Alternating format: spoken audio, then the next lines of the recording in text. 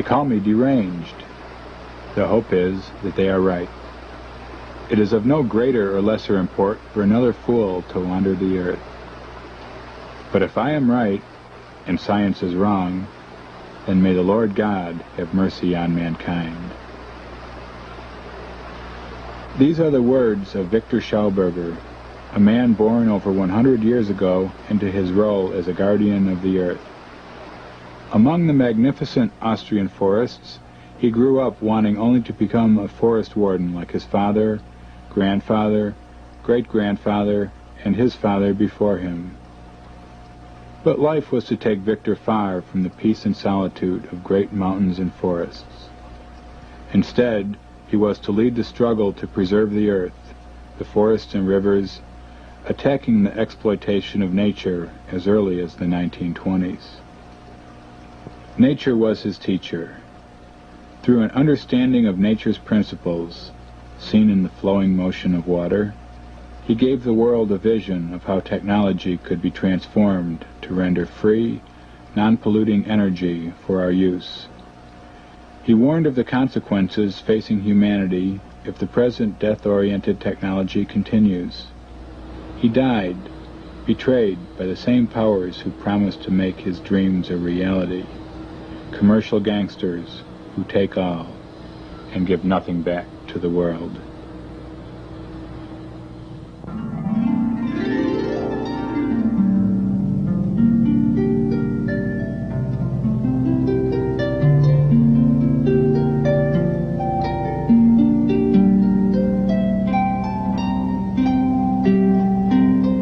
When a man dies, the bell tolls. When the forest dies, and with it a whole people perishes, not a finger is lifted. It is known that for the death of a people, the death of a forest has preceded it. All across our planet, the forests are being destroyed at a frightening rate.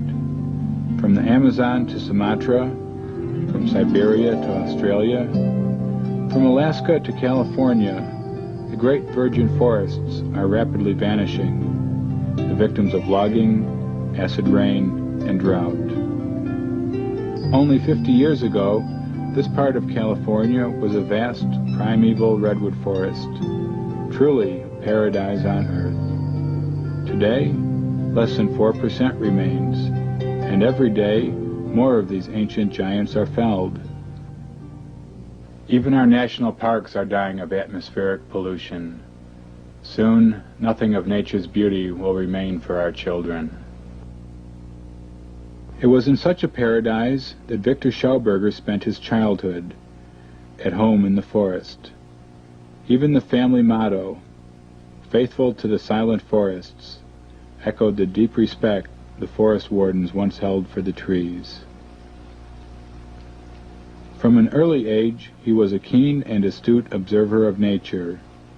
He learned directly from nature, closely studying the relationship between the earth, the trees, and water.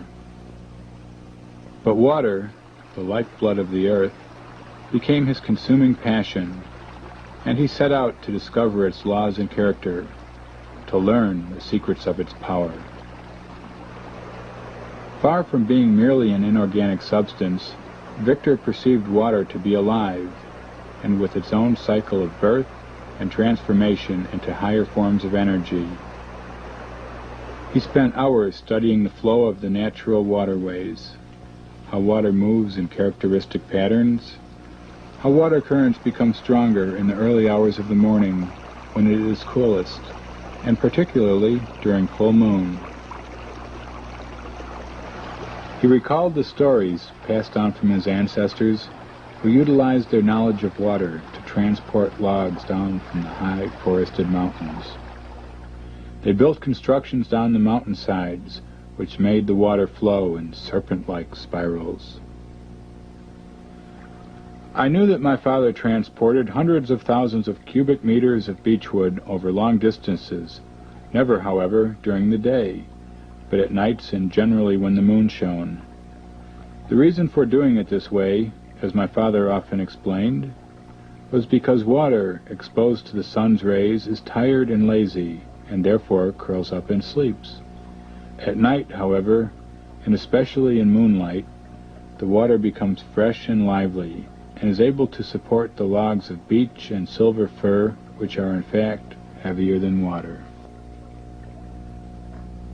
By the end of the First World War, Viktor became the Wildmeister for a large wilderness area of almost untouched forest.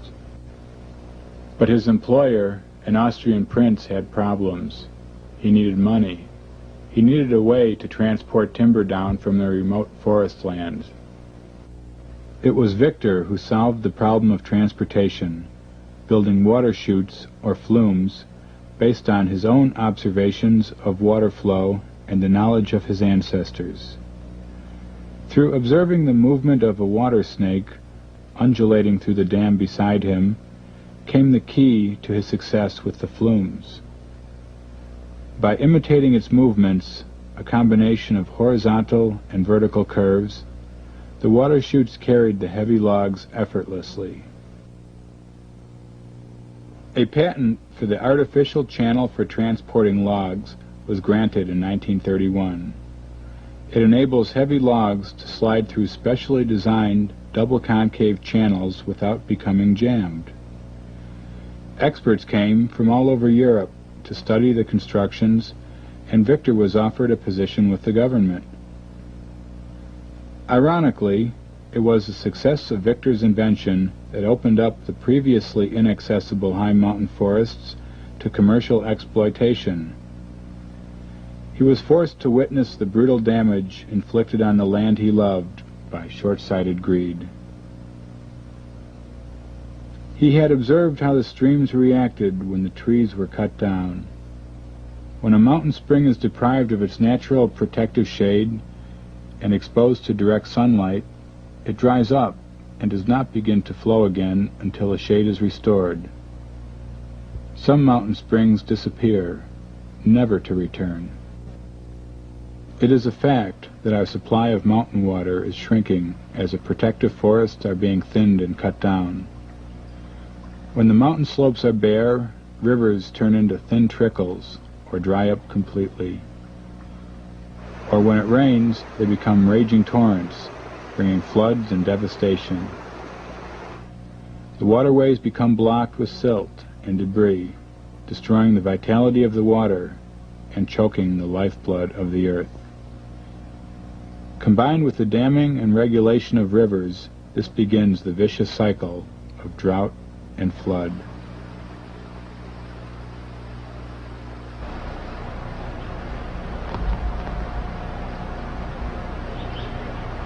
Here's some soil from the forest floor, still underneath the trees. Very humus-rich. It's a very alive soil, type that can still sustain life. Here's soil that's left over from logging and general human habitation in the forest area here. See, it's very hard and stony. Nothing really grows in it here, except maybe some bracken ferns and what have you, maybe some desert plants. So what you see here is the actual changeover from the rich life of the forest to the desert that the people have brought through their activities.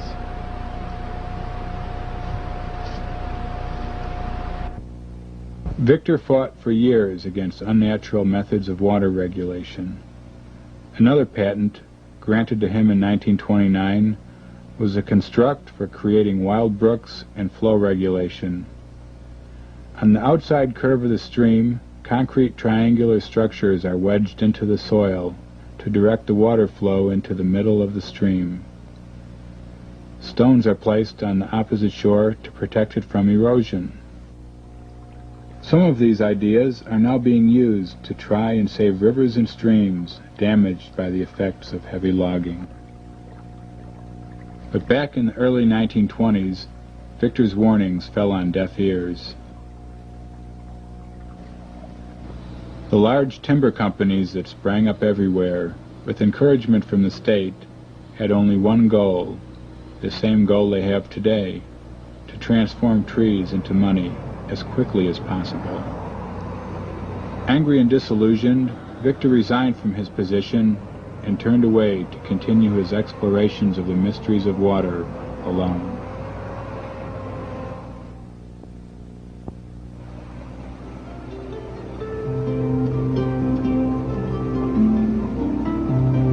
Far back in history, there is evidence that men who have attempted to solve the riddle of water have been bitterly attacked. If the riddle surrounding the origins of water were solved, it would be possible to make as much pure water available as required in any location. In this way, vast areas of desert would become fertile. The concept of unrestricted production and cheap machine power is so revolutionary that the way of life all over the world would experience a change.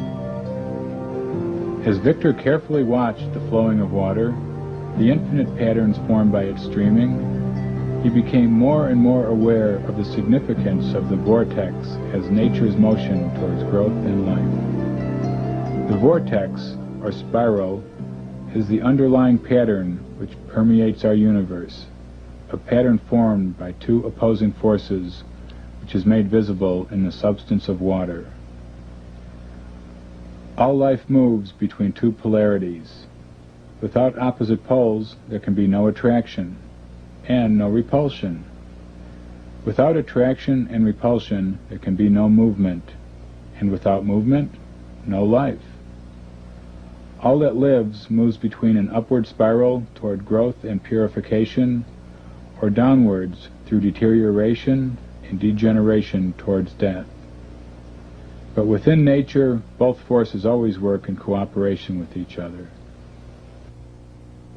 The form of motion which creates, develops, purifies, and grows is the harmonious hyperbolic spiral, the geometric spiral which is the pattern of the galaxies in space, the basis of all planetary movement, the pattern underlying all forms of life, the natural flow of water, of blood and sap. In nature, we always find an open system, never a return to the same condition, as the spiral clearly shows. The purifying power of the vortex revealed itself to Viktor while sitting beside an Austrian lake on a hot summer day. Suddenly, he noticed with surprise that the water of the lake was beginning to move in peculiar spiral whirls. Tree trunks, embedded in the sand, were pulled loose and carried by the flow in a sort of spiral dance. As the speed of the circling water increased, they were drawn closer and faster toward the middle of the lake. Once they reached the center, the trunks tilted up and were sucked under with great force. None of the trees resurfaced. Shortly afterward, the lake calmed down, but then the bottom of the lake started rumbling, and suddenly a spout as high as a house shot up out of its center with a thundering noise, spinning upon itself and overflowing from the top like a fountain. Then, just as suddenly, the spout collapsed, sending waves to splash against the shore. Viktor had witnessed how a lake without fresh water coming into it can spontaneously renew itself through the power of the archetypal spiral. On another occasion, Viktor was watching the spiraling flight of an eagle over a lake, suddenly dropping to be off with a fish in his talons. How he could catch fish without ever touching the water was a mystery. But as he watched, the eagle flew upwards, describing an ever-decreasing spiral. What happened next was so unbelievable that Viktor almost fell out of the tree. Fish in the lake were spiraling upward, just like the bird above. One after the other, like pearls on a string, they came closer to the surface. Because the spiral was becoming smaller, some of the fish were crowded together at the surface. A dark shadow fell over the spot, a little flash, and the eagle took off with its prey. As he studied the mysterious qualities of water, Viktor perceived it to be a substance which is alive, which is born from underground springs and develops to maturity. Its mysteries are similar to those of blood in the human body. Healthy blood is the carrier of life in the human organism, and living water plays the same role in the body of the earth. But when treated improperly, or polluted, water loses its vitality and can die. It was clear to Viktor that the continuation of life on Earth depended totally on preserving the purity of our water. The natural course of water is a rhythmical meandering. This principle becomes manifest in all dimensions of flowing water, from the small trickle with its little rhythmical loops, through rivers whose loops grow ever larger, to the loops of the ocean currents surrounding the earth. As long as man had not disturbed the organic balance and Mother Earth was able to donate her blood, the water, to provide a healthy vegetation, there was no need to construct artificial canals, since the earth had already provided waterways. Today, however, when water is diverted from its source, all of life is dependent upon stale, unhealthy water. It is desperately important to rediscover nature's ways if human beings, animals, and the land are to be saved from decline and the earth is not to die from thirst. The most convincing and obvious proof that life is gradually perishing can be found in the streams and rivers of our industrial areas, which are already so polluted that they are no longer rivers, but streaming sewers. Here, the Chicago River is not only a chemical cesspool, but its flow has been artificially reversed. As a result of such widespread pollution, our underground water, including most private wells, and the springs which are the source of our water, are becoming contaminated and unfit to drink. They are now poisoning people, just as they have killed the fish which only a few years ago used to splash in them. When Viktor prophesied early this century that a bottle of water would soon be more expensive than wine, he was ridiculed by all the people around him. But drinking water is more expensive than gasoline today, and countless millions in the world are dependent on bottled water to survive. The droughts are getting worse. The underground water tables are falling lower than ever. Back in the early 1930s, Viktor set to work to build a machine that would produce good drinking water artificially. It would copy the natural processes of bubbling mountain spring water. His first plan for a water purifier developed into this egg-shaped apparatus for what became known as biosynthesis. In this process, small amounts of trace minerals and carbon dioxide are added to the water, which is then energized in darkness, set into a harmonious spiral motion by the specially shaped agitator. The dynamics of the water flow are simplified in this diagram. A cooling coil provides the temperature control, and the vessel is enclosed in an insulating shell to contain the implosion energy within. The egg shape, another of nature's secrets, was chosen by Viktor as a perfect form for a vortex chamber. An egg has a perfect curve for sustaining the momentum of a vortex within it. A central theme of Viktor's thinking was the cycloid space curve, observed in the motion of the planets as they orbit around the sun, while at the same time spinning on their own axes. They move in open spirals, or eggways, as Viktor called them. The spiral pipe incorporates this characteristic. It is conical and generally egg-shaped, except for an inner bend which causes the water to roll inwards, as shown in Viktor's egg geometry.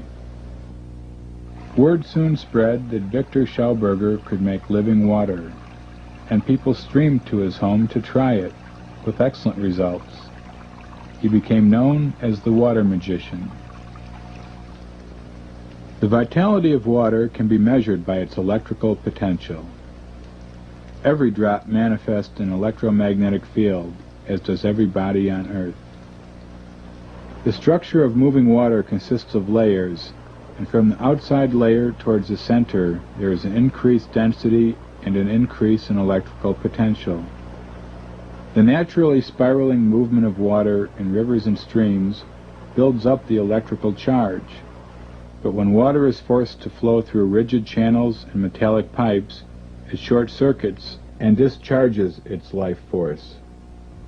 Bacteria thrive in this medium, which is then treated chemically, with the end result of water, which for all intents and purposes is dead. As we can no longer gain any life force from such devitalized water, Viktor designed special spiral pipes to protect and preserve the living water. In this patent for the conduction of water, curved wedges are attached to the inside of pipes to direct the water into an inward spiral. Viktor believed that the damage to water caused by our iron and concrete pipes leads to cancer and other illnesses so prevalent today. In this patent, a device is placed in the pipe or tube to create a vitalizing whirling motion of the water. In this patent, granted in 1958, the tube shown crosswise is egg-shaped with an inner bend and is wound in a spiral fashion to reduce the loss of flow speed. As he struggled with the problems involved in rejuvenating water, Viktor was also deeply concerned with the principles behind modern technology, which is both incredibly wasteful and destructive, and which ultimately threatens all life on our planet. As mentioned earlier, there exist two forms of motion within nature, one that builds up and creates, and the other that breaks down and destroys. This depends on whether the driving force is centripetal, moving towards the center, or centrifugal, moving towards the outside. The centrifugal force leads to destruction, dissolution, and gravity. The centripetal force leads to growth, enrichment, and levity. The ancient symbol of the swastika expresses this dynamic dualism which is true on every level of manifestation. Thus we have spirit and matter, activity and passivity, life flow and life withdrawal, evolution and destruction, implosion or explosion. In nature, there is a continuous switch from one movement to the other. But if development is to occur, then the movement of growth must be predominant.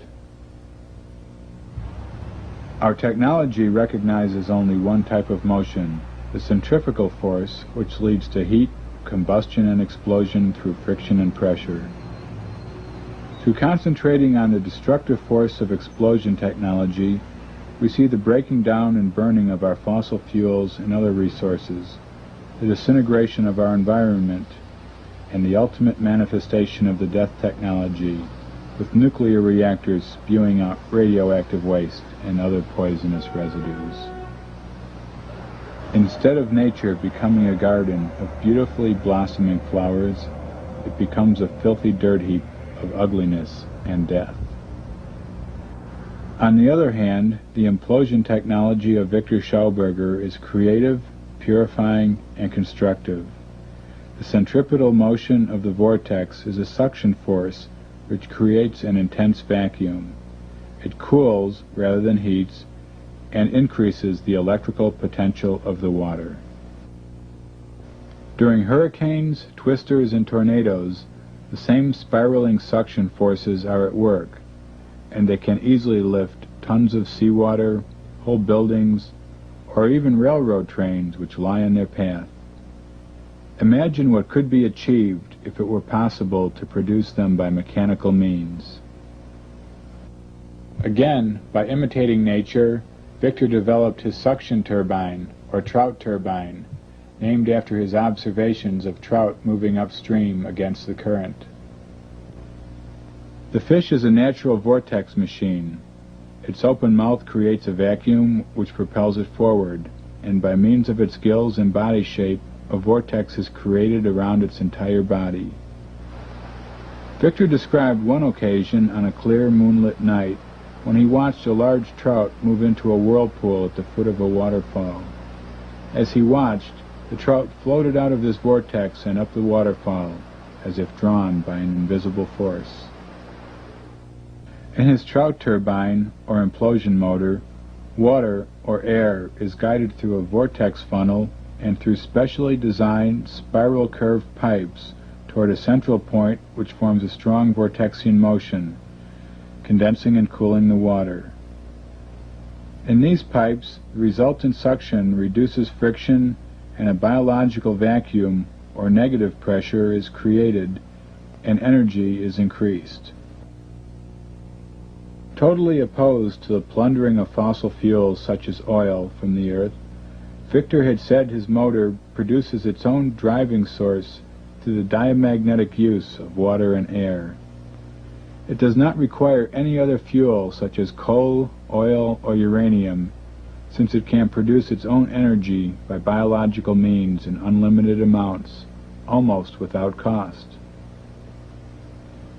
This power generator was claimed to have created a strong enough electrical field to light up the surroundings like bright daylight. In the Wasserfaden, or water thread experiment, originally carried out by Lord Kelvin, repeated by Viktor and his son Walter, and now demonstrated publicly by Retta and Walter Baumgartner, the electrical potential of moving water is made visible to the onlooker. The electrical potential of a very fine stream of water is collected to produce sparks and light up a neon bulb. To understand the water thread experiment, let's take a look at this simple diagram. At the top, we have a water tank that has two nozzles, allowing two streams of water to drop down into two bowls or buckets. That's the basic. Then inserted in that, first we have two copper discs, each one with a hole in the center to allow the stream to go through, and two copper plates, one in each bowl, receiving the stream at the bottom. The copper plate on one side is connected via copper wire to the copper disc on the other side, and vice versa, with no connection between the wires. When the streams start to flow, the first thing that's noticed is that the water begins to curve up and tries to reach back to the copper disc. That is, it takes on a levity function and goes counter to gravity. When this experiment is performed in the dark, if a neon bulb is put into the stream, contrary to known laws of electrostatics, it will light up. If a vacuum tube is connected either to the copper plate or the copper disc of either side, it will glow brightly, the brightness depending on the quality or liveliness of the water. If one touches the copper disc, they will certainly get a small shock. This experiment shows the levitational powers of a vortex in the egg shape. This is an egg on a string here, in a stream of water.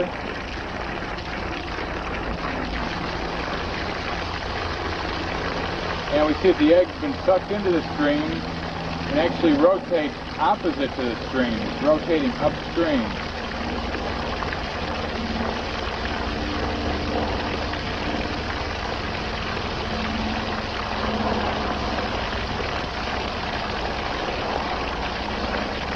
Again, we'll see that it's sucked in. Unwind.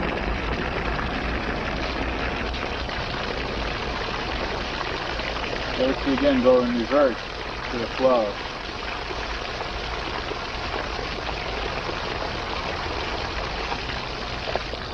This same principle was used by Viktor for experimental flying discs, which were successfully flown during his research in World War II. In the implosion motor, a diamagnetic field was developed which made the lifting power possible. On the 19th of February, 1945, near Prague, the first test of an unmanned flying disc took place. In 3 minutes it climbed to a height of 15,000 meters and attained a horizontal speed of 2,200 kilometers per hour. It could hover motionless in the air and could fly as fast backwards as forwards. This flying disc had a diameter of 50 meters.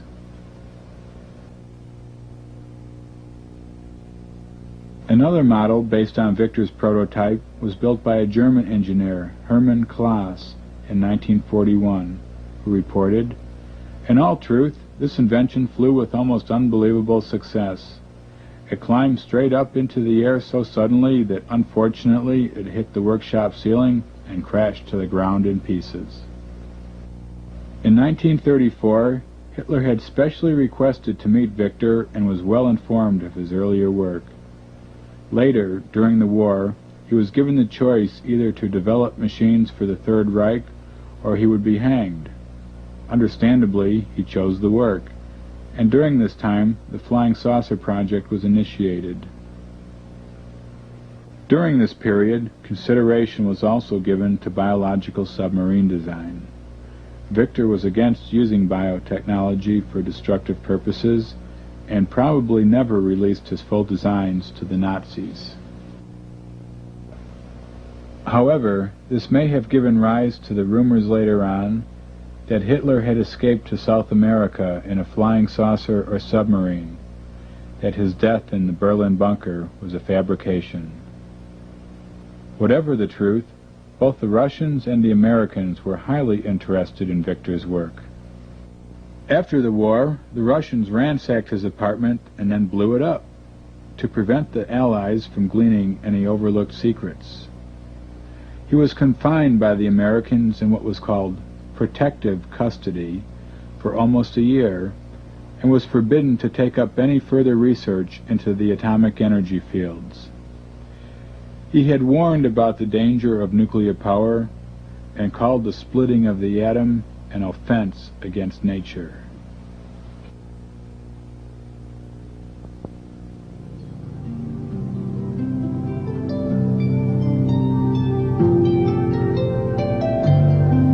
With few resources left to him, Viktor concentrated on agricultural problems. His work was devoted to increasing the Earth's vitality and to encourage the buildup and preservation of the insulating skin of the Earth. He condemned all kinds of artificial fertilizer, which exhausts the soil and upsets the delicate balance of nature. Viktor had never turned his back on the ancient farming traditions. Rather, he enjoyed the company of old farmers and a simple country life. He had said, "The old farmer was, for the clod of the earth, both its priest and doctor."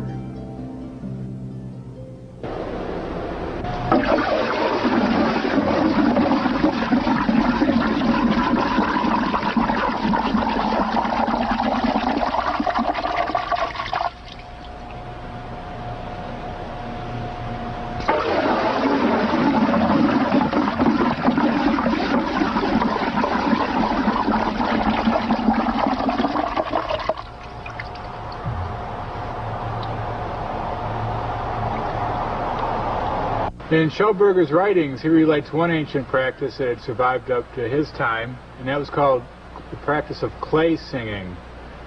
When Schauberger first heard about this, he went over to visit an old farmer, and he heard the farmers singing, and he thought the farmer had gone mad. He went and checked it out, and he saw him stirring just clear water in a barrel. Get it stirred, get a vortex going in one direction, then reverse it the other way. And he would throw like little handfuls of loamy soil in every now and then. And on the counterclockwise stir, he would sing upscale from very deep bass up to high falsetto, and then reverse that on the clockwise, going downscale. And then this water was taken and sprayed with like a broom, like this, and it would be sprayed around on the land and allowed to dry. And this would leave like a very fine crystalline structure which would help charge up the land organically. This spade was based on Viktor Schauberger's agricultural theories. It's a solid oak spade coated with copper. Now, Viktor noticed that with the decline of the ancient agricultural methods, like the use of the wooden plow, that there came a concomitant decrease in the fertility of the soil. the soil would dry out and not sustain life. Victor discovered that this was due to the iron plows that were coming into use, cutting the magnetic lines of the earth, and the earth would lose its charge, the water levels would drop. It was just generally detrimental to the plants. And Victor felt this was a serious problem that had to be looked into. And in his researches, he discovered that copper, when used on farming implements, greatly increased the fertility of the soil and allowed it to remain rich and moist and supportive of life. This patent for Victor's copper plow was granted in 1950. Many of these golden plows, as they became known, were manufactured, but pressure from the fertilizer industry halted their production. He also worked on this model for a spiral plow, which would move the earth in a centripetal motion, copying the work of a mole as it burrows underground. This type of implement opened up a whole new field of biological machinery for agriculture. But despite his wonderful discoveries, and with increasing bitterness, Victor realized that all of his attempts to alert the establishment to the breakdown of the ecological order were falling on deaf ears. He had fought all his life for the water, the forests, and the earth itself, but had in return been attacked, persecuted, and impoverished. His health was also failing. It was then that two Americans appeared and offered unlimited funds if he would travel to America and impart his knowledge for the good of humanity. Or so they said. Victor and his son were flown to Texas and taken to the solitude of the desert, far from his beloved forests and streams. There was no communication with the outside world. The post was censored. The funds never materialized, and Project Implosion, as it was called, became a nightmare experience. Finally, after being tricked into signing everything over to these men, Victor was permitted to return to Austria. 5 days after he returned home, he died in despair, saying, "They took everything from me. Everything. I don't even own myself." But his message of survival is more urgent than ever before. The only way left is a return to nature.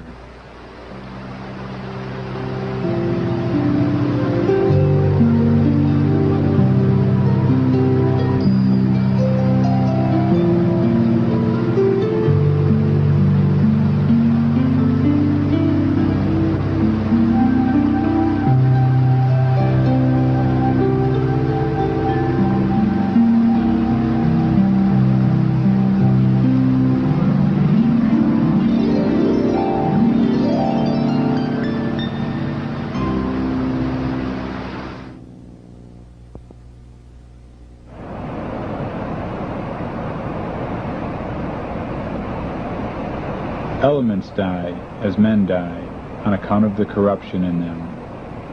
As water at its death, as it were, consumes and devours its own fruit, so does the earth its own fruits. Whatever is born from it returns to it again, is swallowed up and lost, just as the time past is swallowed up by yesterday's days and nights, the light or darkness of which we shall never see again. It is no weightier today than yesterday, not even by a single grain, and will, after 1,000 years, be of the same weight still. As it gives forth, so in the same degree it consumes. The death of the water, however, is in its own proper element, and that great terminus and center of water, the sea, wherein the rivers and whatever else flows into it die and are consumed as wood in the fire. Rivers, indeed, are not the element of water, but the fruit of that element, which is the sea. From this they derive their origin, and in this they receive both their life and their death.